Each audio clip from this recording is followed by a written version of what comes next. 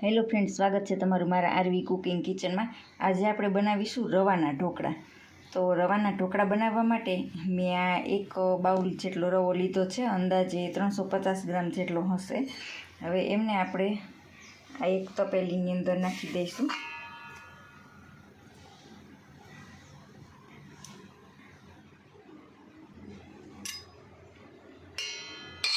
હવે આપણે એની અંદર 1 ચમચી નમક નાખી દઈશું।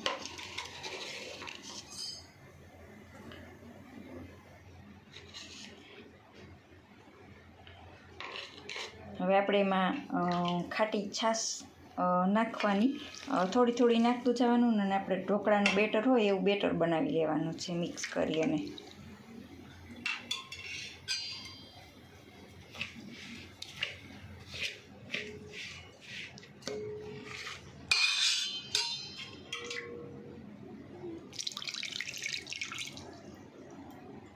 થોડી થોડી છાશ ઉમેરતું જવાનું અને મિક્સ કરી અને ઢોકળાના બેટર જેવું બેટર બનાવી લેવાનું છે।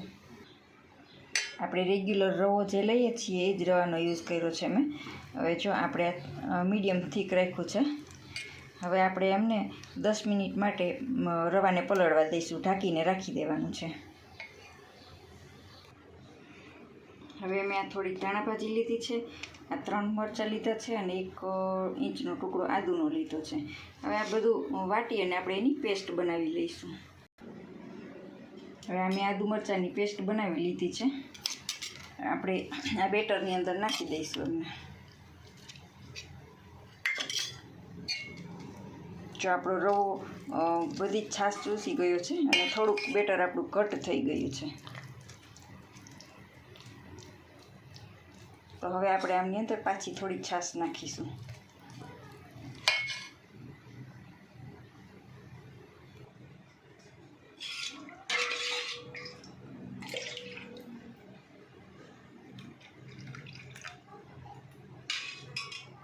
થોડીક છાશ ઉમેરી અને આપણે મિક્સ કરી લઈએ।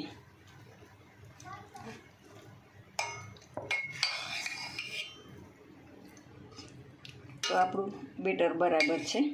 હવે આપણે આની અંદર 1 પાવડું જેટલું તેલ નાખીશું।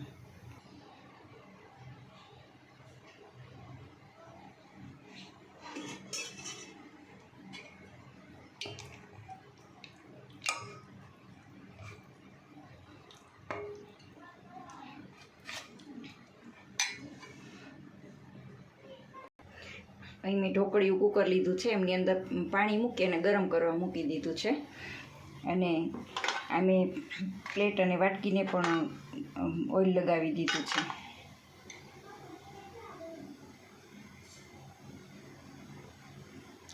આપણું પાણી ગરમ થઈ જાય ત્યાં સુધીમાં આપણે આ બેટરની અંદર ઈનો નાખી અને એમને મિક્સ કરી લઈએ। તો આપણું આટલું બેટર છે, એમાં આપણે 1.5 પાઉચ ઈનોનું જોશે।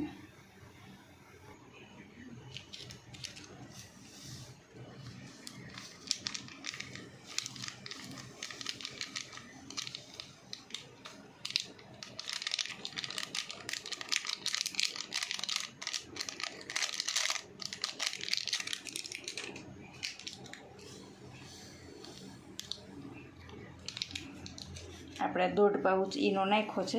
હવે આને આપણે બરાબર હલાવી અને સરસ મિક્સ કરી લઈશું। આ ઈનો નાખી અને સરસ મિક્સ કરી લીધું છે। હવે આપણે આ વાટકી ગરમ કરવા મૂકી દીધી છે ઢોકળિયામાં અને આ નાની થાળી છે, તો એ બધામાં આપણે આ બેટર રેડી દઈશું। આ બેટર આપણે આમાં નાખી દીધું છે। હવે આપણે એમની ઉપર થોડો થોડો મરી પાવડર નાખી દઈશું, જેથી એમનો ટેસ્ટ ખૂબ જ સરસ આવે છે।